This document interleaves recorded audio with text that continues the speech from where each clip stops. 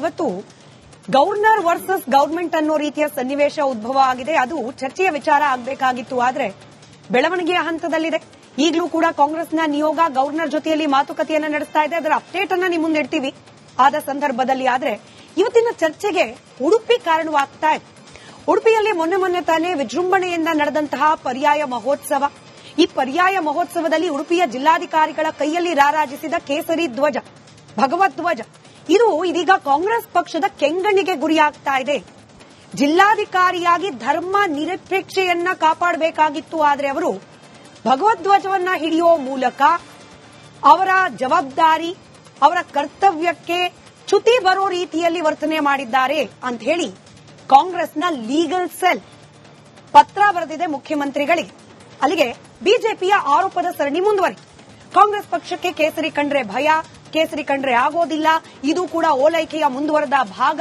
ಅದ್ಯಾಕೆ ಕಾಂಗ್ರೆಸ್ಗೆ ಪದೇ ಪದೇ ಕೇಸರಿ ಬಣ್ಣದ ಧ್ವಜ, ಕೇಸರಿ ಬಣ್ಣದ ಧ್ವಜವನ್ನ ಹಿಡ್ಕೊಳ್ಳೋರು, ಜೈ ಶ್ರೀರಾಮನ್ನೋರು, ಇಂಥವ್ರ ಮೇಲೆ ದ್ವೇಷ ಕಾರಲಿಕ್ಕೆ ಸದಾ ಸನ್ನದ್ಧವಾಗಿರುತ್ತೆ ಕಾಂಗ್ರೆಸ್. ಇಂಥ ಪ್ರಶ್ನೆಗಳನ್ನ ವಿರೋಧ ಪಕ್ಷವಾಗಿರುವ ಬಿಜೆಪಿ ಕೇಳ್ತಾ ಇದೆ. ಹೀಗಾಗಿ ಉಡುಪಿಯ ಪರ್ಯಾಯ ಮಹೋತ್ಸವದ ಸಂದರ್ಭದಲ್ಲಿ ಜಿಲ್ಲಾಧಿಕಾರಿಗಳ ಕೈಯಲ್ಲಿ ಇದ್ದಂತಹ ಭಗವಧ್ವಜ ನಿಜಕ್ಕೂ ಒಬ್ಜೆಕ್ಷನ್ ಮಾಡುವಂತಹ ವಿಚಾರವಾಗೋಯ್ತಾ? ಇವಾಗ ಚರ್ಚೆಯನ್ನ ಮಾಡೋಣ. ಚರ್ಚೆಯಲ್ಲಿ ನಮ್ಮ ಜೊತೆ ಕಾಂಗ್ರೆಸ್ ವಕ್ತಾರರಾದ ನಟರಾಜ್ ಗೌಡ್ರಿದ್ದಾರೆ, ಬಿಜೆಪಿ ವಕ್ತಾರರಾದ ಚಂದ್ರಶೇಖರ್ ಅವರು ಹೊರಗಿನಿಂದ ಕನೆಕ್ಟ್ ಆಗಿದ್ದಾರೆ. ಕೆಲವೇ ನಿಮಿಷದಲ್ಲಿ ಬಿಜೆಪಿ ಶಾಸಕರಾದ ಯಶ್ಪಾಲ್ ಸುವರ್ಣ ಅವರು ಕೂಡ ನಮ್ಮ ಜೊತೆ ಡಿಬೇಟ್ ಅಲ್ಲಿ ಜಾಯ್ನ್ ಆಗೋ ನಿರೀಕ್ಷೆ ಇದೆ. ಹಾಗೆ ಮುಸ್ಲಿಂ ಮುಖಂಡರಾದ ಅಬ್ದುಲ್ ರಜಾಕ್ ಅವರಿದ್ದಾರೆ, ಸಂವಿಧಾನ ತಜ್ಞರಾದ ಸುಧಾಕರ್ ಅವರಿದ್ದಾರೆ. ನಮಸ್ಕಾರ, ಎಲ್ಲರಿಗೂ ಕಾರ್ಯಕ್ರಮಕ್ಕೆ ಆತ್ಮೀಯವಾದ ಸ್ವಾಗತ. ನಾನು ಚಂದ್ರಶೇಖರ್ ಅವರಿಂದಲೇ ಪ್ರಶ್ನೆ ಪ್ರಾರಂಭ ಮಾಡ್ತೀನಿ. ಈ ಕಾಂಗ್ರೆಸ್ನ ಲೀಗಲ್ ಸೆಲ್ನಿಂದ ಬರೆದಿರುವ ಪತ್ರದಲ್ಲಿ ಜಿಲ್ಲಾಧಿಕಾರಿಗಳ ಕೈಯಲ್ಲಿದ್ದು ಆರ್ಎಸ್ಎಸ್ನ ಧ್ವಜ ಅಂತ ಹೇಳಲಾಗಿದೆ. ಸರ್, ನಮ್ಮ ವೀಕ್ಷಕರ ಗಮನಕ್ಕೆ ನಾನು ಈ ಪ್ರಶ್ನೆ ಕೇಳ್ತಾ ಇದ್ದೀನಿ. ಈ ಭಗವ ಬಣ್ಣದ ಧ್ವಜವನ್ನ ಆರ್ಎಸ್ಎಸ್ ಏನಾದ್ರೂ ಗುತ್ತಿಗೆ ತೆಗೆದುಕೊಂಡಿದೆಯಾ? ಕೇಸರಿ ಬಣ್ಣದ ಧ್ವಜ ಇದ್ರೆ ಅದು ಕೇವಲ ಆರ್ಎಸ್ಎಸ್ಗೆ ಸಂಬಂಧಪಟ್ಟದ್ದು ಅಂತ ಏನಾದ್ರೂ ಇದೆಯಾ? ನಿಜವಾಗ್ಲೂ ಉಡುಪಿಯ ಜಿಲ್ಲಾಧಿಕಾರಿಗಳ ಕೈಯಲ್ಲಿದ್ದು ಆರ್ಎಸ್ಎಸ್ ಧ್ವಜನ ಅಥವಾ ಸನಾತನ ಧರ್ಮದ ಪ್ರತೀಕವಾಗಿರುವ ಭಗವಧ್ವಜನ ಅಂತ ಹೇಳಿ ಚಂದ್ರಶೇಖರ್ ಅವರೇ? ಕೇವಲ ಸನಾತನ ಧರ್ಮದ ಪ್ರತೀಕ ಅಲ್ಲ, ಇಡೀ ಭಾರತದ ಪ್ರತೀಕ ರೀ.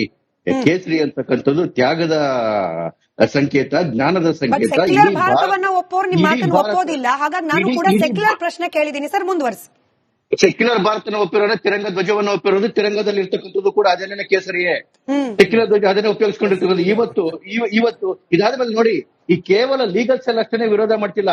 ಈ ಕಾಂಗ್ರೆಸ್ನ ಮನಸ್ಥಿತಿ ಇದೆಯಲ್ಲ, ಈ ಹಿಂದೂ ವಿರೋಧಿ ವಿಷಯವನ್ನ ಮೈಗೆತ್ಕೊಂಡಿರೋರ್ಗೆ ಅವ್ರಿಗೆಲ್ಲವೂ ಇದೇ ರೀತಿ ಕಾಣೋದು. ಅದೇನೇನೆ ಯಾರಾದ್ರೂ ಪಾಕಿಸ್ತಾನ ಜಿಂದಾಬಾದ್ ಅಂದ್ಬಿಟ್ರೆ ಅವ್ರಿಗೆ ಬಹಳ ಖುಷಿ ಆಗ್ಬಿಡೋದು. ಅದೇ ಪಾಕಿಸ್ತಾನ ಧ್ವಜ ಏನಾದ್ರು ಉಡುಪಿ ಅವರ ಡಿಸಿ ಅವರನ್ನ ಹಿಡಿದ್ಬಿಟ್ಟಿದ್ರೆ ಇಷ್ಟಾಗಲೇ ಹಾಲು ಕುಡಿದು ಬಿಟ್ಟಿರೋರು. ನೋಡಿ, ಈ ಹಿಂದೂ ದ್ವೇಷ ಮಾಡಿ ಮಾಡಿ ಮಾಡಿ ಮಾಡಿ ಮಣ್ಣುಮುಕ್ಕೋಗಿದ್ದಾರೆ. ಇನ್ನೂ ಕೂಡ ಇವರಿಗೆ ಬುದ್ಧಿ ಬಂದಿಲ್ಲ. ಇಷ್ಟು ವರ್ಷ ಹಿಂದೂ ದ್ವೇಷ ಮಾಡ್ತಿದ್ದಂತಹ ಕೇರಳದ ಕಮ್ಯುನಿಸ್ಟ್ ಸರ್ಕಾರ ಈ ಸರಿ ಮಹಾಕುಂಭಕ್ಕೆ ಅನುಮತಿ ಕೊಟ್ಟಿದೆ. ಅಂದ್ರೆ ಎಲ್ಲ ಏನು ಹಿಂದೂ ವಿರೋಧಿಗಳು ಎಲ್ಲರೂ ಬದಲಾಗ್ತಾ ಇದ್ದಾರೆ. ಆದ್ರೆ ಈ ವಿನಾಶದ ವಿಷ ಹೋಗ್ತಿರ್ತಕ್ಕಂಥ ಕಾಂಗ್ರೆಸ್ಸಿಗೆ ಇದ್ಯಾವುದು ಅನ್ಸೋದೇ ಇಲ್ಲ. ಹಾಗಾಗಿ ಇವ್ರು ಎಷ್ಟು ಹಿಂದೂಗಳನ್ನ ವಿರೋಧ ಮಾಡ್ತಾರೆ ಅಷ್ಟು ಕೂಡ ಹಿಂದೂ ಧರ್ಮಕ್ಕೆ ಒಳ್ಳೇದು. ಯಾಕೆಂತ ಹೇಳಿದ್ರೆ ಧರ್ಮ ವಿರೋಧಿಗಳು ಪರ್ಮನೆಂಟ್ ಆಗಿ ನಾಶ ಆಗೋಗ್ತಾರೆ. ಅಲ್ಲ ರೀ, ಇವರು ಡಿಸಿ ಅವರು ಹಿಡಿದಿರೋದು ಇದು ಕೇಸರಿ ಬಣ್ಣದ ಧ್ವಜ. ಅದ್ರಲ್ಲಿ ಏನ್ರಿ ತಪ್ಪಿದೆ? ಅದು ಇಡೀ ಉತ್ಸವ ನಡೀತಾ ಇದೆ. ಉತ್ಸವದ ಪ್ರತೀಕ ಏನು ಕೇಸರಿ ಯಾವುದೇ ಧರ್ಮಕ್ಕೆ ಒಳಪಟ್ಟಿದ್ದಲ್ಲ. ಕೇಸರಿಯನ್ನು ನಮ್ಮ ಸಂವಿಧಾನ ಒಪ್ಕೊಂಡಿದೆ. ಕೇಸರಿಯನ್ನು ಹಿಂದಿನ ಕಾಂಗ್ರೆಸ್ಸಿಗರು ಒಪ್ಕೊಂಡಿದ್ದಾರೆ. ಇವತ್ತಿನ ಈ ಸೋನಿಯಾ ಪ್ರೇರಿತ, ರಾಹುಲ್ ಪ್ರೇರಿತ ಏನು ಕಾಂಗ್ರೆಸ್ ಇದೆ, ಅದಕ್ಕೆ ಹಿಂದೂ ಧರ್ಮ ಅಂದ್ರೆ ವಿಷ ಅಂತ ಆಗ್ಬಿಟ್ಟಿದೆ. ಈ ವಿಷವನ್ನ ಇವತ್ತು ಕಕ್ತಾ ಇದೆ ಲೀಗಲ್ ಸೆಲ್ನ ಮುಖಾಂತರ. ನಾನು ಇವತ್ತು ಅದಕ್ಕೆ ಹೇಳ್ತಾ ಇರ್ತಕ್ಕಂಥದ್ದು, ಹಿಂದೂ ಧರ್ಮಕ್ಕೆ ಬಹಳ ಒಳ್ಳೇದು ಈ ಬೆಳವಣಿಗೆ. ಯಾಕೆ ಅಂತ ಹೇಳಿದ್ರೆ ಈ ವಿಷಪಾತಕರ ನಿಜವಾದ ಬಣ್ಣ ಅನಾವರಣ ಆಗ್ತಾ ಇದೆ. ಹಿಂದೂಗಳ ವಿರೋಧ ಮಾಡಿ ಮಾಡಿ ಮಾಡಿ ಮಣ್ಣುಮುಕ್ಕಿದ್ದಾರೆ. ನಾಳೆ ಮಣ್ಣೊಳಗಡೆ ಹೊರಟೋಗ್ತಾರೆ. ಹಾಗಾಗಿ ಇದು ಒಳ್ಳೆ ಬೆಳವಣಿಗೆ. ರಜಾಕ್ ಅವರೇ, ದೇವಸ್ಥಾನದ ಆವರಣ, ದೇವಸ್ಥಾನ, ನಿಮ್ಗೆ ಪ್ರಶ್ನೆ ಇದೆ ಸರ್. ನಿಮ್ಮದೇ ಪಕ್ಷದ ಲೀಗಲ್ ಹಾಗೆ ಹ್ಯೂಮನ್ ರೈಟ್ಸ್ ಡಿಪಾರ್ಟ್ಮೆಂಟ್ ಬರ್ದಿರುವ ಪತ್ರದ ಬಗ್ಗೆನೇ ನಿಮಗೆ ಪ್ರಶ್ನೆ ಇದೆ. ರಜಾಕ್ ಅವರು ಆಯ್ತು ಸರ್, ನೀವು ಅದನ್ನ ತಿಳಿಗೊಳಿಸಿ ಮಾತನಾಡಿ. ನೀವು ವಿಷಕಂಠರಾಗಿರಂತೆ. ವಿತ್ ಆಲ್ ರೆಸ್ಪೆಕ್ಟ್ ರಜಾಕ್ ಅವರೇ, ಟೆಂಪಲ್ ಸ್ಟ್ರೀಟ್ಸ್ ಅದನ್ನು ದೇವಸ್ಥಾನದ ಪ್ರಾಂಗಣ, ದೇವಸ್ಥಾನದಲ್ಲಿ ನಡೀತಾ ಇರೋದು ಒಂದು ಧಾರ್ಮಿಕ ಉತ್ಸವ. ಒಬ್ಬ ಜಿಲ್ಲಾಧಿಕಾರಿಯಾಗಿ ತಮ್ಮ ಜಿಲ್ಲಾ ವ್ಯಾಪ್ತಿಯಲ್ಲಿ ಬರ್ತಕ್ಕಂತ ಎಲ್ಲಾ ಸಮುದಾಯದ ಆಚರಣೆಗಳಲ್ಲಿ ಭಾಗಿಯಾಗುವುದು ಅವರಿಗೆ ಸಂವಿಧಾನವೇ ಕೊಟ್ಟಿರುವ ಹಕ್ಕು ಕೂಡ.